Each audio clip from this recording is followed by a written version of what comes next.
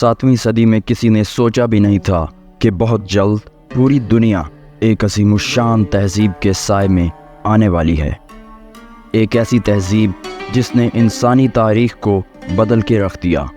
اس تہذیب کی ابتدا عربین پیننسولا جزیرہ نمائے عرب میں ہوئی تھی۔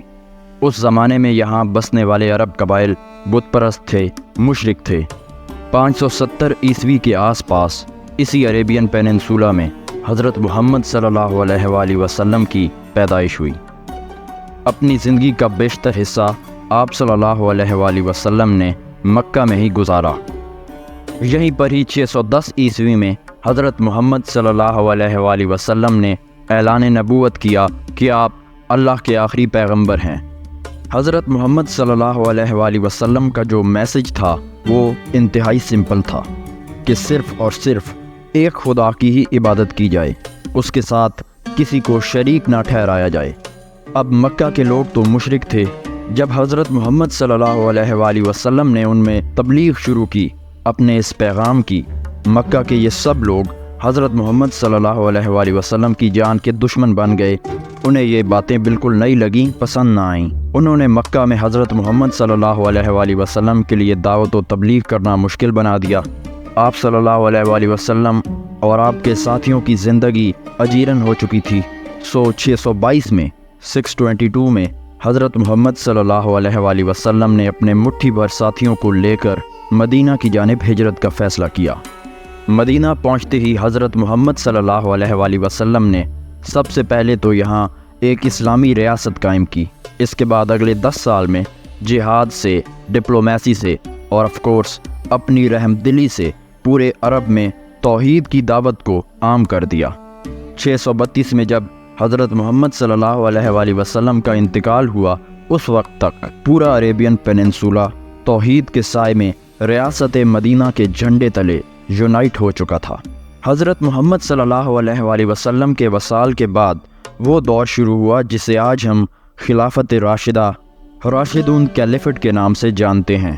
حضرت محمد صلی اللہ علیہ وآلہ وسلم کے 4 انتہائی قریبی ساتھی ایک کے بعد ایک آپ صلی اللہ علیہ وآلہ وسلم کے جانشین بنے۔ ان جانشینوں کا ٹائٹل ہوتا تھا خلیفہ، کیلف یا پھر امیر المومنین۔ سب سے پہلے حضرت ابو بکر، پھر حضرت عمر، پھر حضرت عثمان اور پھر حضرت علی رضوان اللہ علیہم اجمعین نے امت کی قیادت کا چارج سنبھالا۔ حضرت ابو بکر کے دور میں ہی مسلمانوں نے آگے کی جانب ایک لمبی چھلانگ کا آغاز کیا۔ اس دور میں عربین پیننسولا کے پڑوس میں 2 بہت بڑی سپر پاورز تھیں۔ ایک تو پرشین امپائر تھی، سیسنیڈ امپائر، اور دوسری سپر پاور تھی ایسٹرن رومن امپائر یا پھر بائزنٹائن امپائر۔ اب مسلمانوں نے بیک وقت ان دونوں سپر پاورز سے ٹکر لے لی۔ سب سے پہلے پرشین امپائر کا تو مکمل صفایا ہو گیا، جبکہ رومن امپائر کو مشرق میں شام، فلسطین اور مصر سمیت اپنے کئی اہم علاقوں سے ہاتھ دھونا پڑے۔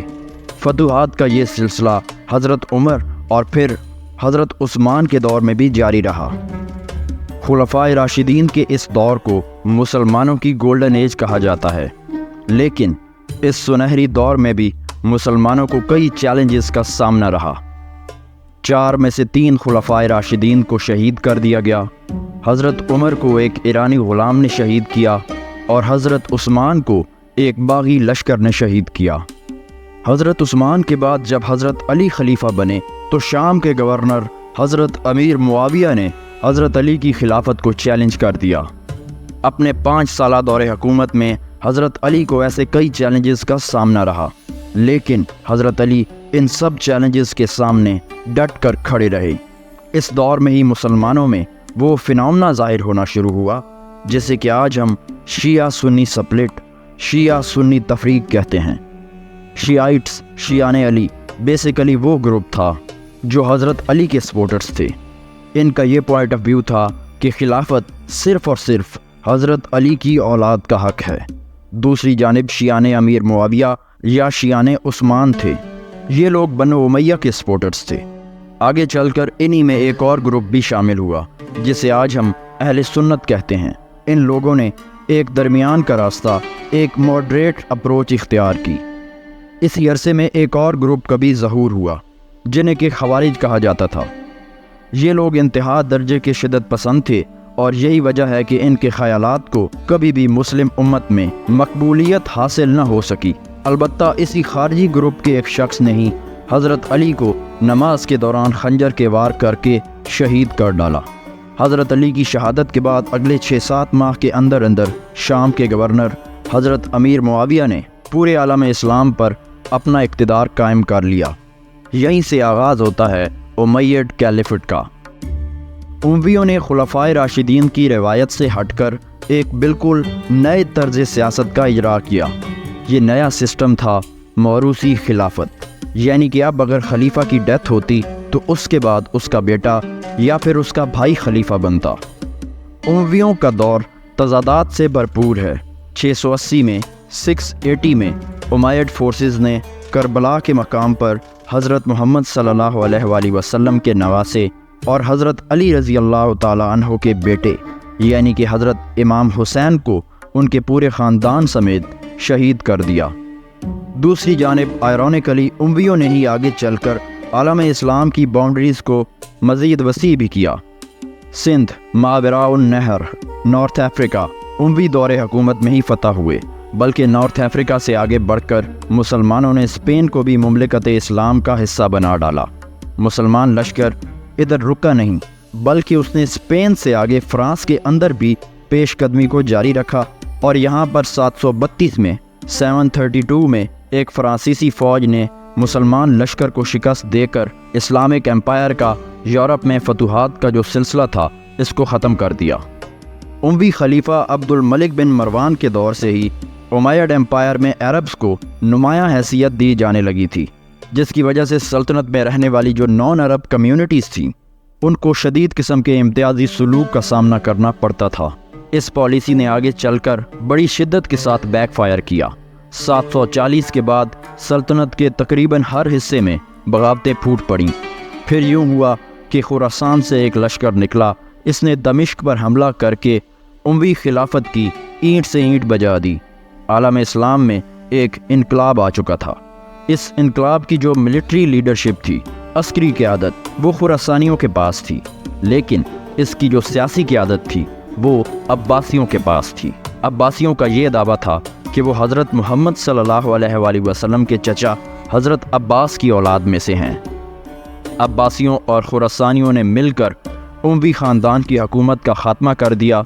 اموی خاندان کے ایک ایک فرد کو چن چن کر قتل کیا گیا۔ امیڈ کیلیفٹ اب عباسڈ کیلیفٹ بن چکی تھی، لیکن اسپین کبھی بھی عباسی خلافت میں شامل نہ ہو سکا، کیونکہ اموی خاندان کا ایک فرد دمشق سے اپنی جان بچا کر شمالی افریقہ پہنچنے میں کامیاب ہو گیا۔ یہاں سے پھر اس نے اسپین میں گھس کر اپنی امپائر قائم کر لی۔ یہ وہی سلطنت ہے جو کہ آگے چل کر امیڈ کیلیفٹ آف کارڈوبا، کرتبہ کی اموی خلافت کے نام سے جانی گئی۔ اسپین کے کسی نہ کسی حصے پر مسلمانوں نے اگلے 800 سال تک بھرپور طریقے سے حکومت کی، لیکن پھر آہستہ آہستہ یورپین کرسچینز نے مسلمانوں کو اسپین سے باہر نکالنا شروع کیا، یہاں تک کہ 1492 میں مسلم اسپین پر سورج ہمیشہ کے لیے غروب ہو گیا۔ ادھر عباسڈ کیلیفٹ اور چائنا کی جو ٹینگ ڈائنیسٹی تھی اب انیزی نیبرز بن چکے تھے۔ 751 میں ہونے والی جنگ طلاس میں عباسڈ آرمی نے چائنیز آرمی کو بدترین شکست سے دوچار کیا اور اسی کے ساتھ ہی مسلمانوں کی فتوحات کا سنہری دور اختتام پذیر ہوا۔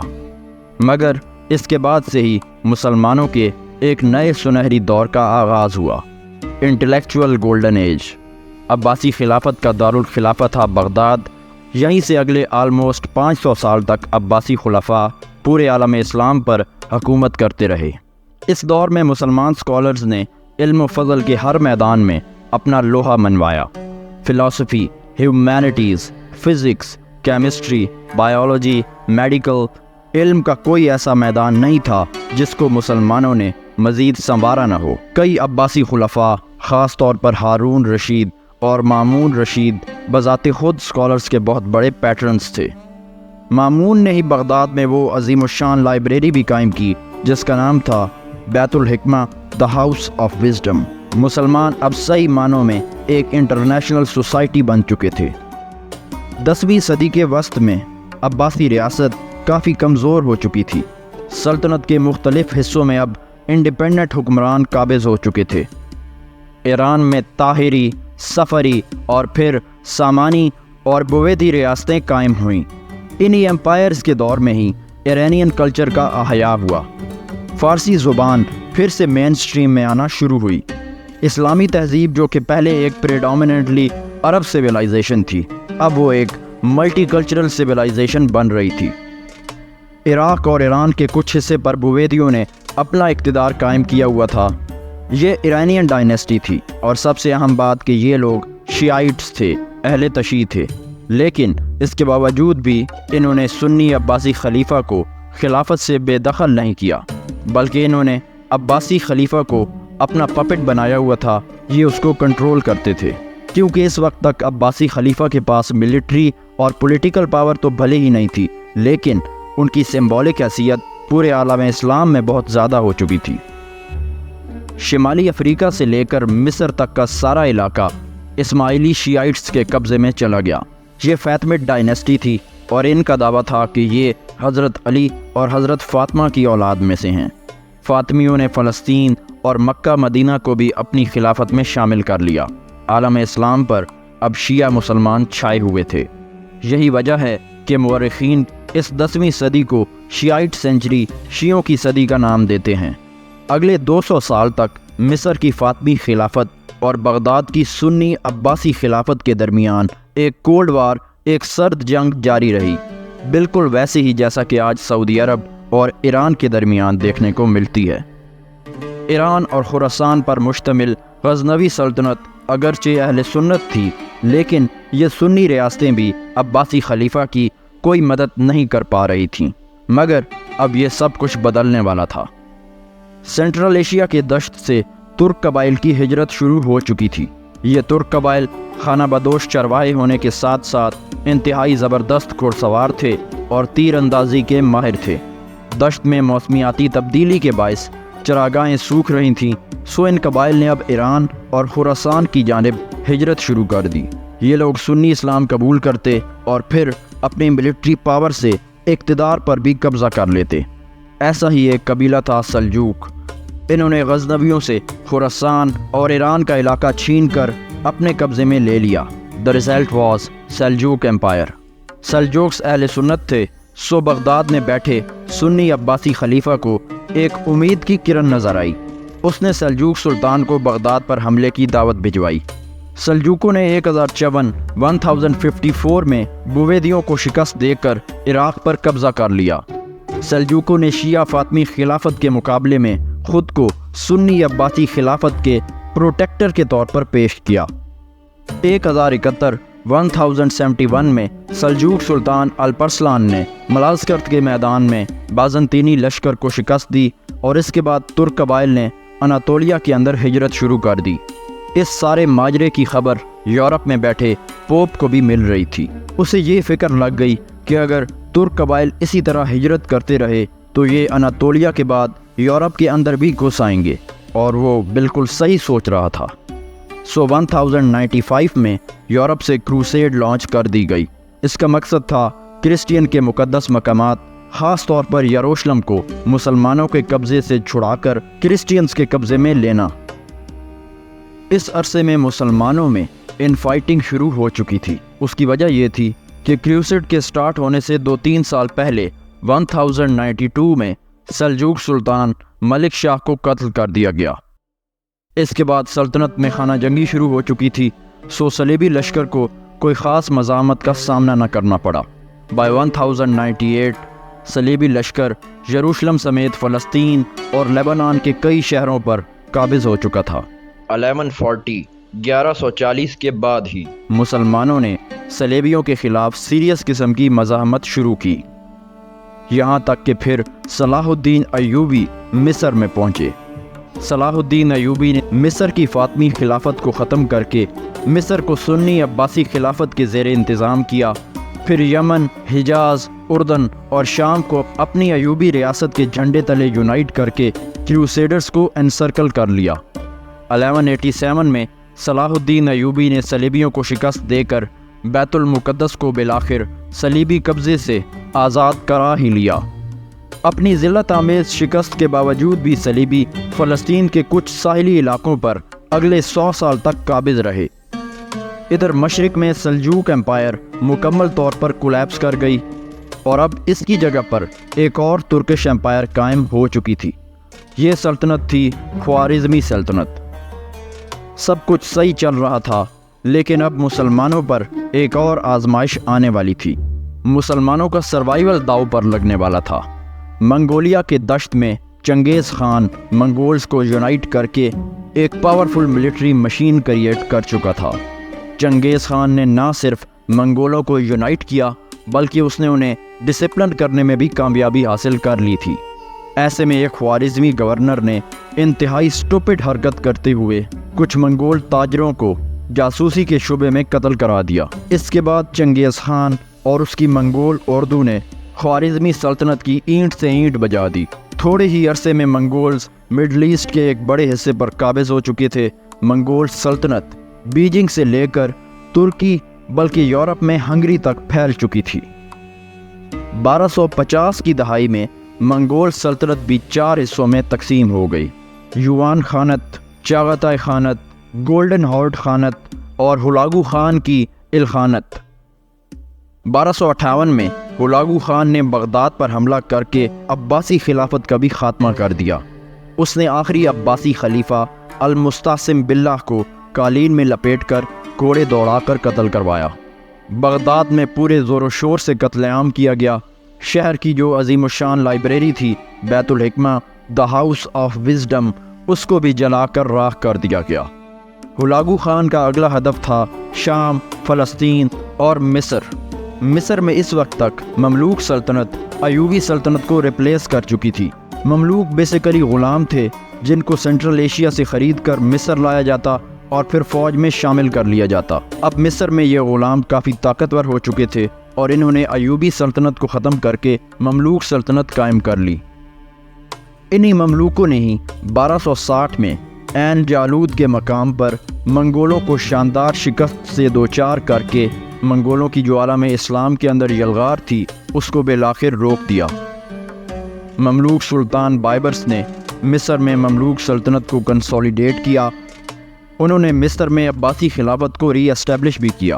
وہ اس طرح کہ جب ہلاگو خان بغداد کو تباہ کر رہا تھا تو عباسی خاندان کا ایک فرد اپنی جان بچا کر مصر چلا آیا اور اب مصر میں سلطان بائبرس نے اسی شخص کو ایک خلیفہ تعینات کر دیا۔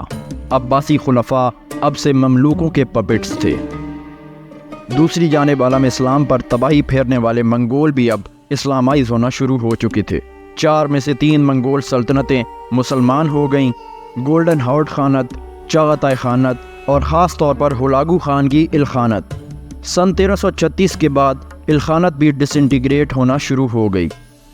اسی عرصے میں اناطولیہ میں ایک اور زبردست ریاست وجود میں آنا شروع ہو چکی تھی۔ عثمان اول اور اس کے جانشینوں نے سلطنت عثمانیہ کی بنیاد رکھ دی تھی۔ عثمانیوں نے اناطولیہ اور جنوب مشرقی یورپ کے کئی اہم علاقوں پر قبضہ کر لیا، لیکن پھر 1370 کے بعد سینٹرل ایشیا سے ایک اور طوفان نے سر اٹھا لیا۔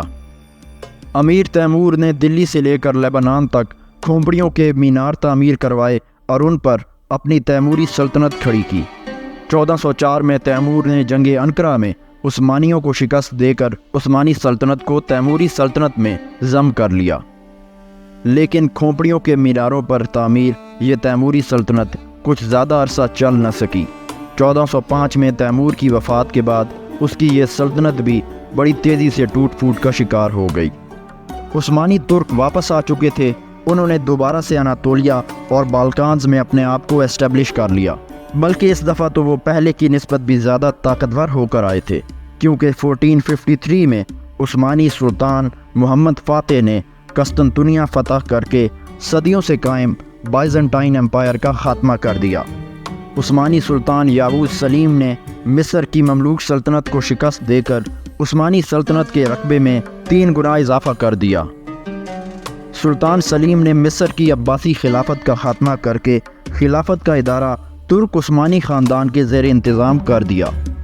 سلطان سلیم کے بیٹے سلطان سلیمان دی میگنیفیسنٹ کے دور میں عثمانی سلطنت ایک سپر پاور بن چکی تھی۔ اسی دور میں دو اور مسلم سپر پاورز بھی وجود میں آئیں، ایران میں صفویڈ امپائر اور ہندوستان میں مغل امپائر۔ پھر آہستہ آہستہ مسلمانوں کا یہ عروج بھی زوال میں بدلنا شروع ہوا۔ 19ویں صدی کے وسط تک یہ تینوں سپر پاورز انتہائی لاغر ہو چکی تھیں۔ سلطنت عثمانیہ اب یورپ کا مرد بیمار بن چکی تھی، لیکن اس مرد بیمار کو بھی موت آتے آتے 150 سال 150 ایئرز لگ گئے۔ فرسٹ ورلڈ وار کے اختتام کے 5 سال بعد 1923 میں سلطنت عثمانیہ کو رسمی طور پر ختم کر دیا گیا۔ ادھر ہندوستان برطانیہ کے قبضے میں جا چکا تھا، جبکہ ایران برطانیہ اور رشیا کا باج گزار بن چکا تھا۔ تو دوستو، یہ رہی آج کی ویڈیو۔ امید ہے آپ کو یہ پسند آئی ہوگی۔ کمنٹس میں اپنا اوپینین ضرور دیجیے گا۔ آپ دیکھ رہے ہیں دا ہاؤس آف وزڈم۔